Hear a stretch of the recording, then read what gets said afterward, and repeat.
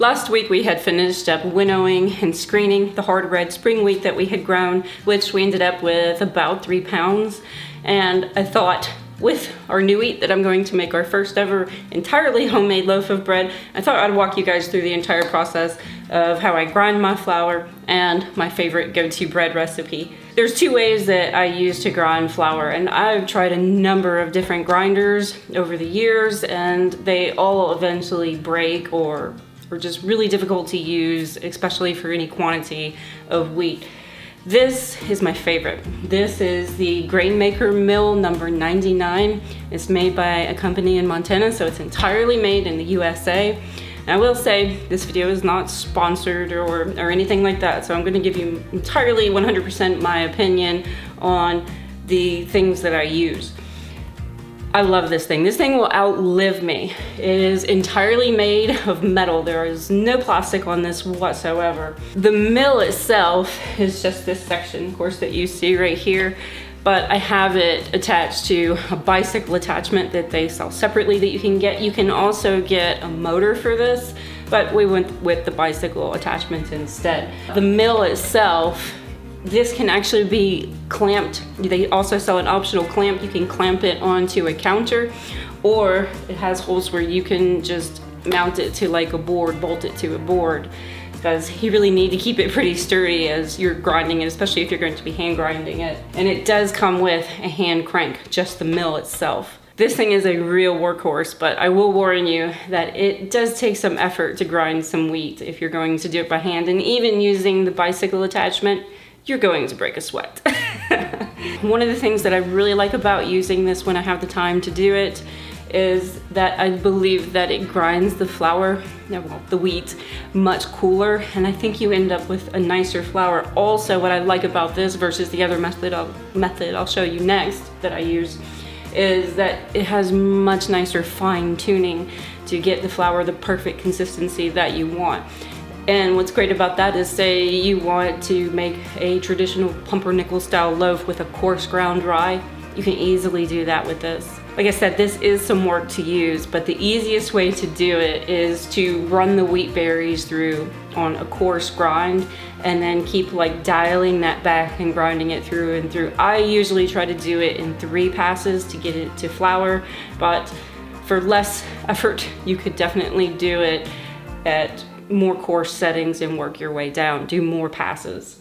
Obviously, something like this is really great to have to grind up stored wheat in the case of a long-term power outage or any type of scenario, off-grid scenarios, things like that. This guy will be around to do the job for you. They make different sizes of these. I forget how many. This is, like I said, the number 99, which I think is perfect for a family. And here, I think the hopper fits 7 cups, 6 cups, I don't know. I'll put that on the screen because I can't remember. It has a little cover that you can put over the top. Honestly, I never use the cover. But you put your wheat in here, and all of this is disassemblable. Is that a word? Comes apart. This is how you control the coarseness of your grind by either turning it tighter or looser. This comes off, which makes it really easy to clean it.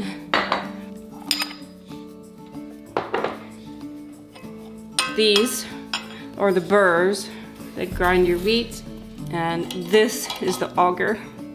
It comes with another auger that is intended for doing things like nuts. I've even used it for doing coffee beans. And then of course you can, to clean this out when you're done, because I wouldn't want to leave any dust in here that could hold moisture in here.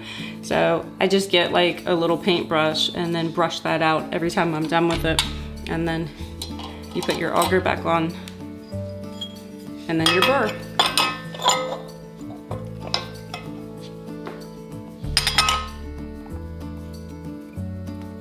Of course, this cover just keeps the flour from flying everywhere. I will leave links in the description to all the things I'm gonna show you guys on here. Obviously, some of them are affiliate links. Doesn't cost you anything extra, but they threw a few pennies our way.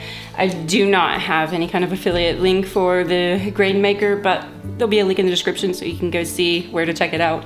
The second way that I grind wheat is with the grain mill attachment for my KitchenAid mixer.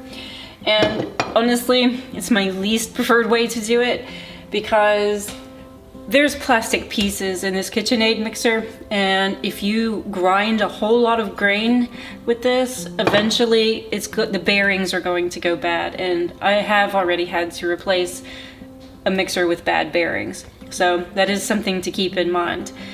But something like this really comes in handy when I'm short on time and I just need to hurry up and get some grain done, or if I'm feeling a little lazy. Some people do complain about the quality of the flour that these deliver, saying maybe it's not as fine as it should be or could be. However, I've never had any problems using this. I've made many loaves of bread with this. And as I mentioned previously, you can get a motor for the GrainMaker, but it costs more than one of these mixers, and all motors eventually go bad anyway. But it's more likely the bearings are going to go out in this first, so you kind of have to weigh the pros and cons. And I know there are other type of motorized grain mills. I've never used any of those, can't even spit out the names of them on the spot, but those may be something worth looking into too if you're looking for something motorized. This is really simple and easy to clean as well. You just remove this front plate by loosening the screws, and then remove the burr on the inside, and then you can clean this out. This simply attaches to the KitchenAid mixer by removing the front attachment plate and then screwing the gray mill attachment in. Make sure you have this screwed in tight, because I have actually had one of these fling around in circles and fly across the room. Yeah. To change the grind on this mill, you simply turn the front dial to the pre-selected settings, and what you get is what you get.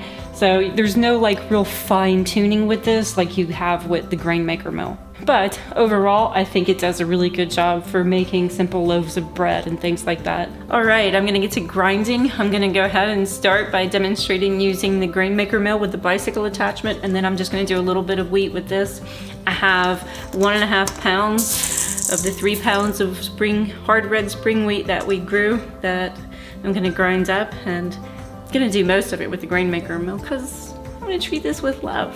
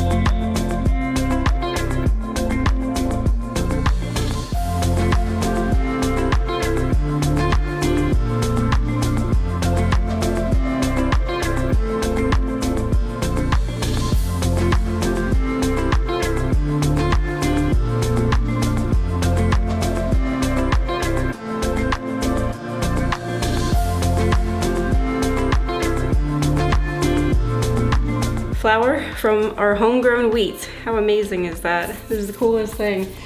And I'm gonna go ahead and grind up just a little bit with the KitchenAid mill. There's not a lot to show you on that one.